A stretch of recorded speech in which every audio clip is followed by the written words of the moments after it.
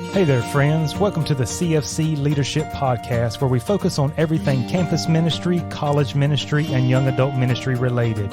Whether you're already working in one of these ministry areas, thinking about starting a ministry, or just have a burden for this age group, this podcast is meant just for you. I'm your host, Kyle Austin, and now it's time to join with us in today's conversation. Before we jump into our episode, I want to give you a quick heads up about the upcoming College and Career Retreat on February 10th through the 11th in Greenville, North Carolina. It's going to be an exciting weekend filled with biblical preaching. There'll be relevant breakout sessions. There'll be a hot topic Q&A session. Me and my wife will do a joint session. There will be delicious food, of course, a fun group activity. We'll have small groups, a God-infused time. Basically just a time for young adults to come together, to be encouraged, to be challenged. And we would love for you or your group to be a part of this. If you're a leader for young adults or campus ministry, we'll have special breakout sessions just for you dealing with topics and issues for college and career ministry. The cost is $35. You can get all the information and register at cfcretreats.com. The registration deadline is February 3rd. If you have any questions, please reach out. Let's jump into our episode now. We're here on our CFC Leadership Podcast, and we are jumping into January 2023, a great year ahead of us. Only God knows what all will come, whether good, bad, trials, victories, but God gives us another opportunity to hit reset in our lives and to start new. The Christian life is definitely a life of new beginnings. Each day we wake up and we get a new day, get to wipe off the old, whether it was good or whether it was bad, and we get to start fresh. Here we are with a year. We get to start fresh now, and I'm excited about the upcoming spring semester, and want to talk to you a little bit on this episode about maximizing the spring semester, or just getting the maximum potential that you can out of your spring semester. Now, when you look at spring versus fall, obviously the seasons are very different. Fall, the leaves are falling off and everything's kind of beginning to die off. It's getting cold. When we jump to spring, things are beginning to grow and we see life coming out and things begin to turn green and we see flowers. And it begins to warm up if you're one of those who loves the warmer weather. There's definitely, when we look at the seasons of life and then we translate that into the seasons or the semesters of the academic calendar, there's a great difference between the fall and the spring semester. Just from our experience, the fall semester definitely has an energy and excitement that is contagious. I mean, when the fall semester kicks off, there's new students, even the students who are not new to the campus, they're back, there's energy, there's life, and it is very contagious. Now, spring, granted, it still is busy, but it's more of a slow and steady pace. It's like the students are just looking out towards the finish line. So as we think about ministry on the university campus, the fall is typically more outreach focused, and the spring can be a little more discipleship focused, which we'll talk about here in a little more detail. Each semester is like the seasons that you and I have in life, and as a result, there it requires us to maximize the opportunity that each of these seasons produce. So what works great in the fall may still work in the spring, but it may not yield the same results. And so we want to recognize that, and we want to be able to adapt so that we are utilizing and being the most effective and most efficient that we can be in each semester. And I think as we recognize that, realize there are some adjustments, there are things that we can do a little different based from fall to spring, and that will help us to be a little more effective. Bottom line is, each semester is short. You know, when you're a student, you're like, man, these semesters are long, but as we're ministering, honestly, the semesters are short. When I look at the calendar and I begin to schedule out the entire semester, I realize there's 13 to 15 weeks. And while that may sound long, it goes by very, very quick. And so I want to be as efficient as I can. I don't have time to waste. I don't have opportunities to waste. And so I want to be efficient to ensure that I'm as effective as I can be with God's help.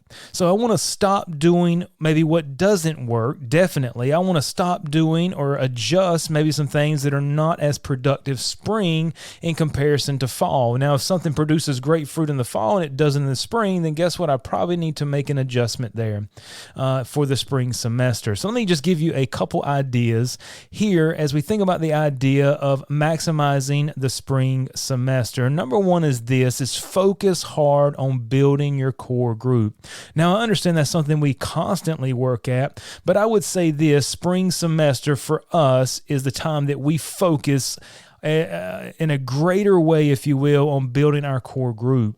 Now, as we focus in on that, building our core group, we understand is important, but as we do that, that will only strengthen our ministry as a whole. It will only help us to be more effective in outreach on campus, whether it's spring or that energetic fall semester. So as we use the spring semester really as a building, as a launching point, if you will, to go into the fall outreach, that energy and excitement, we're going to be prepared. And as we build and strengthen our ministry amongst the students, then it will only aid us in our ability to reach students in the fall. So as we think about focusing hard on building your core group, I would say this, build relationships. Now, that may seem obvious, but it doesn't happen by accident. We can come in and we can have young people part of a Bible study. Maybe they come to some of our events, and maybe that's all that we see them.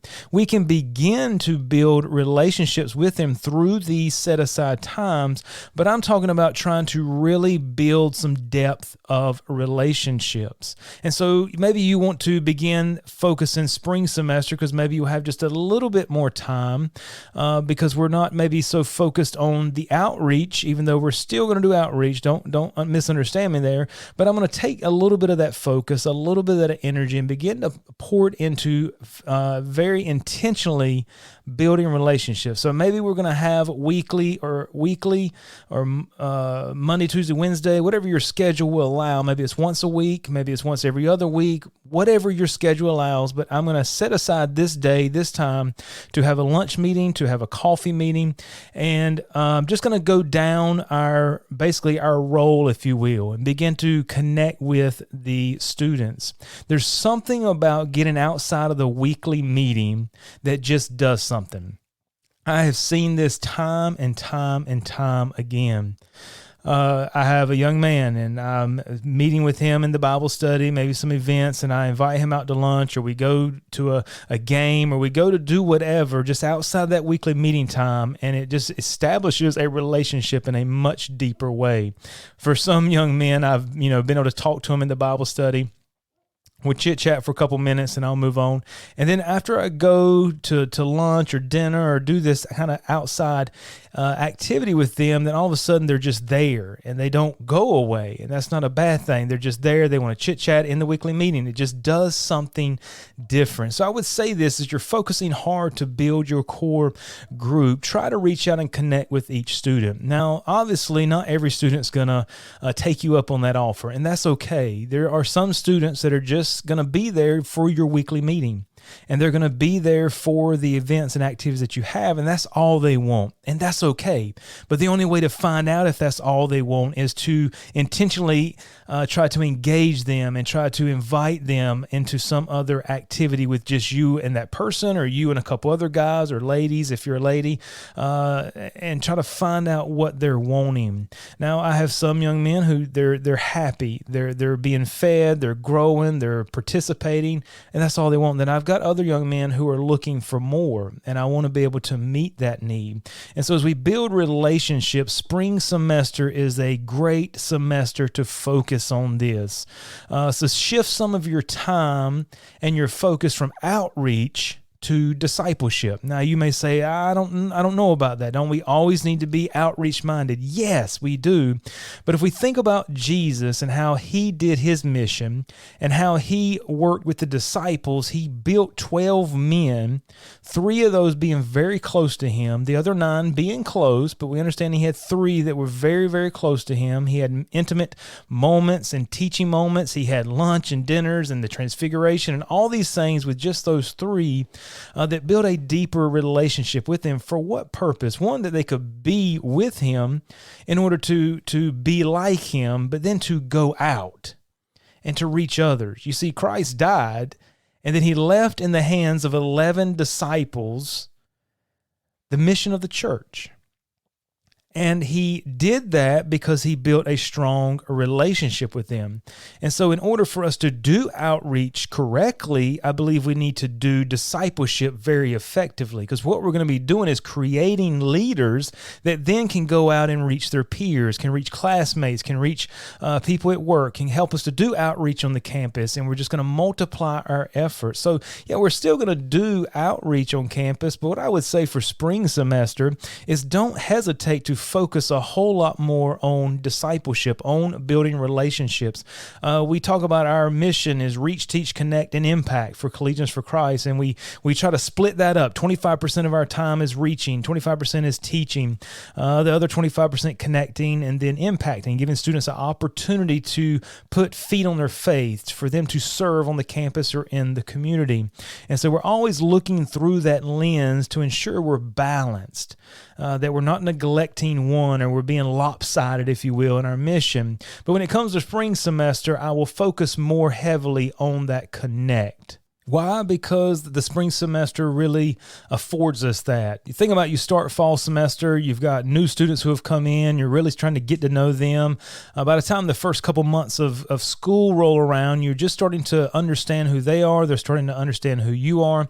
Of course, if you've been doing ministry for a few years or many years, you're going to have rollover students that are going to be sophomores, juniors, seniors, of course, who have been with you before. But every year you have new students who are coming in, and prayerfully you're seeing growth each year. And so you're constantly graduating students out, new students are coming in, and so you're needing to build relationships with them. That fall semester is kind of that period of time when there's a lot of energy, a lot of excitement, a lot of visitors are coming in and out of the doors at the Bible study. We're meeting students at different events and outreach events, and so we're kind of making those initial connections. And then spring semester comes, and that kind of energy levels out a little bit, and now it gives us time to take the ones we've met, the ones we are trying to get in or trying to reach out to because we met them in the fall. Now we can begin to build a strong relationship with them and pursue that further. And, discipleship, I love discipleship. I think that's what I thrive on as far as college ministry is very personal. There's a lot of one-on-one, one-on-three, one-on-five. There's just a lot of time that you can spend with these young people. I've got a young man right now that I'm, consistently eating lunch with or meeting with here, or kind of going and doing stuff with. And each time there are, we're not sitting down and going through a discipleship curriculum. There's nothing wrong with that. There are times when we need to do that with young people. There's times when I do one-on-one Bible studies, or, one-on-two or one-on-three, or we'll do guys Bible studies, or try to just to navigate that way. But there's many times when I'm just with these guys, and I can speak from my side. My wife would say the same thing with the girls, that questions come up, and it turns into discipleship just naturally, fluidly. I've got one young man who's just new to the faith. He's growing. He's very hungry. He has lots of questions. And as we eat lunch, it's not just a 30-minute to an hour lunch. It's a 2.5 hour lunch, because there's lots of questions, and it's very engaging. And this is discipleship. Discipleship is not just neglected to this 13-week curriculum. We meet once a week for an hour. That can be discipleship, but discipleship is so much more. It's our lives being transferred or poured into that other person. And discipleship for Jesus happened, if you look, he taught the disciples, yes, but most of his discipleship happened to them walking on the road, sleeping, eating, over here as he dealt with this person. And they said, why? Or why did you do it this way? Or why did you not do that? And teach us to pray, and all these things. That was discipleship. And if you and I will take the spring semester and really focus on building those relationships, go through your role, see which ones want to engage with you in that way, and then continually do that. If you have some young men or young ladies who are very open, then don't just leave it as a one-time. Make them repetitive and try to pour into their lives. Another good thing about the spring semester is you are able to teach on harder topics or answer tougher questions, if you will. Why is that? Because you've built a relationship with the students and therefore trust. sometimes coming straight out the gate on the fall semester and dealing with some tough topics or tough issues can be fine, but I've found it better to do it in the spring semester because a lot of times these new students are getting to know me. Can I trust this person? Who are they? Who is their wife, their family? They're really trying to understand who I am, where I'm coming from, my heart. And once they can understand that, even if there's an issue or a topic that maybe they do not agree with, because you got to remember, on the university campus, you've got students from all different types of background, which is amazing. So not everybody's going to agree with you, even on a biblical topic or a social issue. And so it's so much better as we can forge those relationships, build the trust, and then in the spring semester, we can deal with some of those tougher issues, tougher topics, and harder questions that may come up. So focus hard on building your core group. And then secondly here, be creative in ways to reach out to new students. Now, we're not going to just neglect outreach, though we're going to focus more, I believe, on relationship, on connecting, and even maybe some opportunities to impact. But as you think about the difference in the fall and the spring semester, many students have already found their ministries or their organizations to be involved in. But there are going to be new transfer students who are coming in that are going to be looking for something. Now, it's not the same percentage of new students coming in the fall versus the spring, but there are new students coming in. There are going to be students who tried something in the fall and, maybe they just want something different, or maybe they're going, that's not really a fit for me. So they're looking for something new in the spring. Maybe there's been a life change for someone. Something difficult's come in, or for some reason they're beginning to pursue God or Christianity. And so there's going to be some students like that. And so we don't want to neglect outreach. That's why we want to still utilize it. But we want to find ways that we can reach out to these types of new students. So another thing we want to focus on is reaching unbelievers. A lot of times the fall semester where we're gathering in maybe Christian students or students with some knowledge of God, some sort of religious background, and they're the ones kind of coming in and out. Doesn't mean we're not reaching unbelievers, but we can really focus in on trying to reach unbelievers during that spring semester. So how can we do that? Well, number one, get your signs out on campus and keep them out. I think we did an episode a few months back on advertising, ways to advertise your ministry. I believe one of the most effective ways is the 18 by 24 yard signs, the same things you see, political signs, or maybe you see landscaping, lawn care advertisements on the side of the road. They have the little metal stakes. Utilize those to advertise your ministry, your meeting times and locations. Keep them out. Always put them in mulch areas. Try to refrain from putting them in the grass. That just aggravates the landscapers. We want to be respectful of them. They'll leave your sign out a whole lot longer if you'll do that. But those signs are very, very effective. So get those out spring semester as soon as it starts, and try to keep them out periodically as they get blown away or taken down or whatever. They will bring students in. You'll get a lot of visitors throughout the year, especially fall semester. But don't neglect the spring thinking, well, there's not new students coming in, so I don't need to do signs. Put your signs out. Get them out there. Keep them out there. If your school offers a spring involvement fair, you've been a part of it, or maybe you've not heard about it. It's a whole lot less energy and the amount of students that come through. And so you may think, well, it may be a waste of time. But typically we will gather at least one or a few students from that event that become very faithful students. There's been times when I've looked at that event and said, I don't know if it's worth it, because maybe you do have a year where you get zero, but we more often than not from those spring involvement fairs, we will gather a student or two or three or whatever the case may be, or make some great contacts. Obviously, it's just trying to stay out on campus doing stuff. So continue doing outreach tables. It's a great time to give out free coffee, free hot chocolate, prayer tables, whatever type of table you can think of. You can schedule in special speakers and advertise it on campus. Do a gospel night once a month. Now that your students know your heart, they know the mission of your campus ministry. Let them know this one time a month we're going to do a gospel night, and I want you to invite in all the students you believe that are not saved. They need to hear a clear presentation of the gospel. Let them know that that's when it's going to be, and allow them to be the hands and feet to bring new students in. That's a creative way to do that, and it helps them because maybe they have a roommate, a classmate, somebody they're working with, and they're trying to share the gospel, and they've built a relationship with them, and that student will come. They say, "Hey, please come. We're having a special event." They don't necessarily tell them it's gospel night, but we're having a special event. We're inviting, a guest in. Maybe you want to offer some type of contest for whoever brings or the most people or whatever you want to do. Just be creative with it. And that's a great way to get people in and also to get the gospel out. And when you have those gospel nights, Bible studies, don't be afraid to give an invitation to bow their heads, raise their hands, to give them an opportunity to respond. I don't typically do that in the normal Bible study setting, but I always do that if there's a gospel presentation, because I want to make sure students understand they have an opportunity to respond and to know what to do. Schedule a special speaker. I believe I said that. But just know the spring semester is an exciting time. It's an exciting time to build your core group, which will help you tremendously as you navigate into the next year.